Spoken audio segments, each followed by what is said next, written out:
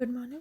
Rural development and cooperation में हम programmes related to tribal welfare यानी कि जनजातीय कल्याण से संबंधित कार्यक्रम के बारे में डिस्कस कर रहे थे, उसी को कंटिन्यू करते हैं। उसमें हमारा नेक्स्ट प्रोग्राम जो है वो क्या है, स्पेशल सेंट्रल असिस्टेंस यानी कि विशिष्ट केंद्रीय सहायता। जनजातीय मामलों के मंत्रालय यानी कि मिनिस्ट्री ऑफ ट्राइबल अफेयर्स क्या है, उनके द्वारा क्या 21 जनजाति उपयोजना TSP द्वारा विशिष्ट केंद्रीय सहायता दी जाती है। ये सहायता क्या है, विभिन्न राज्य सरकार द्वारा इस संबंध में किए गए वित्तीय प्रावधानों की कमी की पूर्ति हेतु दी जाती हैं। इसमें क्या है, उत्तर पूर्व के राज्य जैसे कि असम है, मणिपुर, त्रिपुरा और कुछ केंद्र शासित प्रदेश भी इसमें सम्मिलित हैं। स्टार्टिंग में क्या है, जनजातीय उपयोजना जो हमारी TSP के हेतु क्या है, विशिष्ट ये जो केंद्रीय सहायता है SCA स्पेशल सेंट्रल असिस्टेंट, इसका उद्देश्य क्या था, परिवार आधारित जो आय सृजन गतिविधियों यानी जो family based income generation activities of the TSP हेतु आवश्यक कोषों की कमी की पूर्ति करना था। लेकिन अब स्पेशल सेंट्रल असिस्टेंट का उपयोग क्या है, रोजगार सह आय सृजन गतिविधियों यानी कि एम्प्लॉयमेंट कम इनकम जनरेशन एक्टिविटीज़ और उसके लिए आधार ढांचे के निर्माण हेतु भी किया जा सकेगा। इसके लिए न केवल परिवार आधारित गतिविधियों, साथ ही स्वयं सहायता समूह और समुदाय द्वारा चलाई जा रही गतिविधियाँ भी सम्मिलित की जा सकेंगी। सेल्फ हेल्प ग्रुप्स जो होते हैं और कम्युनिटी हैं वो। जनजातीय उपयोजना के लिए दी जाने वाली जो विशिष्ट सहायता का अंतिम उद्देश्य क्या है, मांग आधारित आय सृजन कार्यक्रमों को प्रोत्साहित करना है। इसके परिणाम स्वरूप क्या है, कृषि, बागवानी, भूमि सुधार, जलाशयों का विकास, मिट्टी में नमी का संरक्षण, पशुपालन और वनों का विकास, वन विभागों का विकास, ठीक है, डेवलपमेंट ऑफ एंटरप्रेन्योरशिप यानी साहस का विकास, लघु स्तरीय उद्योग और जनजातीय महिलाओं के क्षेत्र में जनजातीय लोगों के आर्थिक एवं सामाजिक स्तर यानी इकोनॉमिक एंड सोशल स्टेटस को ऊंचा किया जा सके। ठीक है, ये थे। इसी में अनुच्छेद हमारा 275 वन के अंतर्गत जो अनुदान है, तो यानी कि ग्रांट्स अंडर आर्टिकल 275 वन, इसमें क्या है, जनजाति मामलों का मंत्रालय संविधान के अनुच्छेद 271 में प्रथम जो उपबंध यानी फर्स्ट जो प्रोविजो है उसके अंतर्गत क्या 21 जनजातीय उपयोजनाओं एवं जनजातीय बहुसंख्यक 4 राज्य जो हैं, 4 ट्राइबल मेजोरिटी जो स्टेट्स हैं, उनमें जनजाति विकास से संबंधित ऐसी परियोजनाओं की लागत को पूरा करने के लिए अनुदान देते हैं कि भाई जो राज्य सरकार द्वारा केंद्र सरकार के अनुमोदन से अपने राज्य के जो अनुसूचित क्षेत्र हैं और राज्य के जो शेष हिस्सों में प्रशासनिक स्तर पर सुधार लाने के लिए क्रियान्वित की जाती है। वर्तमान में क्या है, विशिष्ट जो ढांचागत परियोजना है वो जैसे कि सड़क है, पुल है, सौर विद्युतीकरण है, विद्यालय, छात्रावासों का निर्माण एवं सिंचाई सुविधाओं के विकास हेतु घोषणा किए जाते हैं, प्रदान किए जाते हैं। अगर हम वर्ष 1997-98 से यानी तो संविधान के अनुच्छेद 275 के अंतर्गत दिए गए कोषों का एक हिस्सा एकलव्य आदर्श आवासीय विद्यालय यानी कि एकलव्य मॉडल रेसिडेंशियल स्कूल्स की स्थापना हेतु जारी किया गया, ताकि भाई इससे क्या है, भी जो जनजाति के विद्यार्थियों को गुणात्मक शिक्षा, अच्छी शिक्षा दी जा सके। नेक्स्ट इसमें हमारा है स्कीम्स फॉर प्रिमिटिव ग्रुप्स यानी कि आदिम जनजाति समूह के लिए योजना। तो देश की क्या है, 15 राज्य केंद्र शासित प्रदेशों के 75 जनजाति समुदाय ट्राइबल कम्युनिटीज़ जो हैं उनकी पहचान कर उन्हें आदिम जनजातीय समूह यानी प्रिमिटिव ट्राइबल ग्रुप में रखा गया है।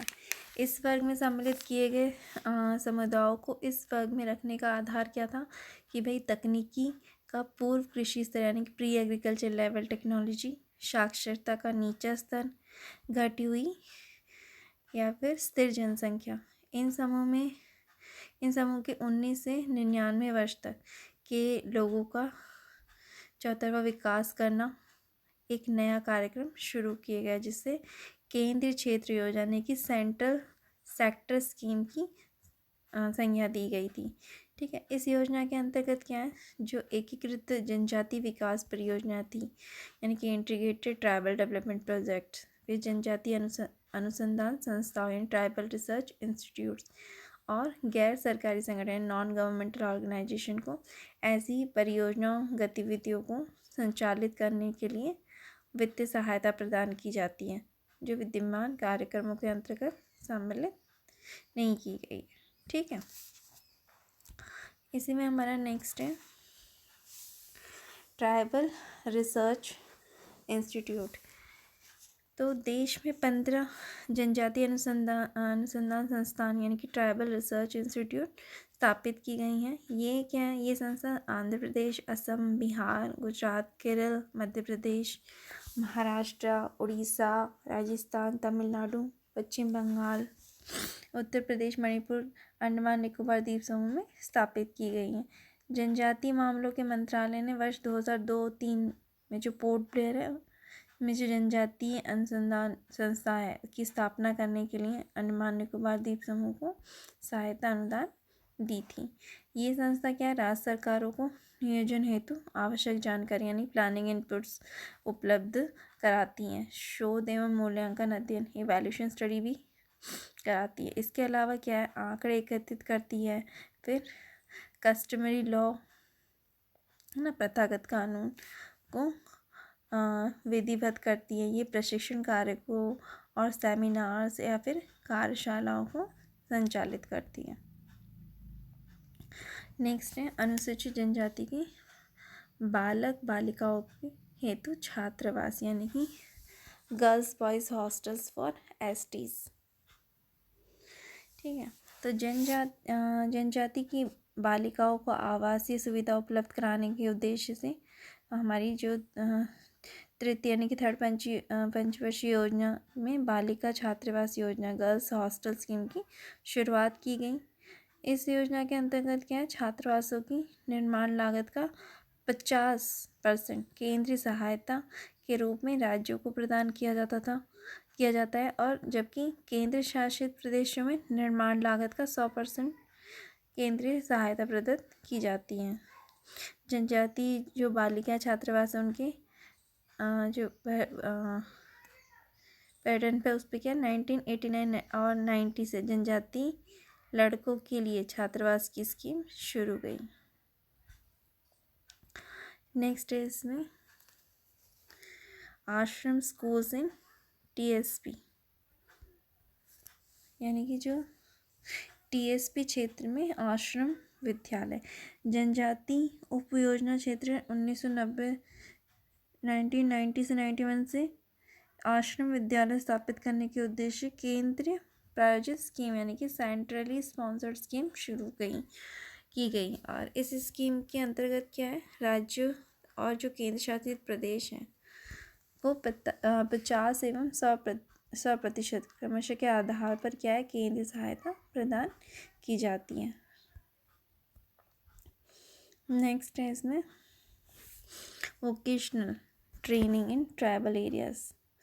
तो ये 1992 से 93 में केंद्रीय क्षेत्र यानी कि सेंट्रल सेक्टर के अंतर्गत क्या जनजातीय क्षेत्रों में व्यावसायिक प्रशिक्षण यानी कि vocational training in tribal area का कार्यक्रम शुरू किया गया। इस कार्यक्रम का उद्देश्य क्या था, जनजातीय युवकों को कौशल यानी उनकी स्किल्स का विकास करना था। क्यों, ताकि वह रोज़गार प्राप्त कर सकें और स्वरोजगार अवसरों का लाभ उठा सकें। ठीक है, और इस कार्यक्रम के अंतर्गत क्या है, व्यावसायिक प्रशिक्षण केंद्रों यानी वोकेशनल ट्रेनिंग सेंटर्स की स्थापना का प्रावधान है। 1 अप्रैल 2009 में इसमें संशोधन किया गया और अब प्रति प्रशिक्षणार्थी अधिकतम 30,000 रुपये प्रति वर्ष की सहायता दी जाएगी।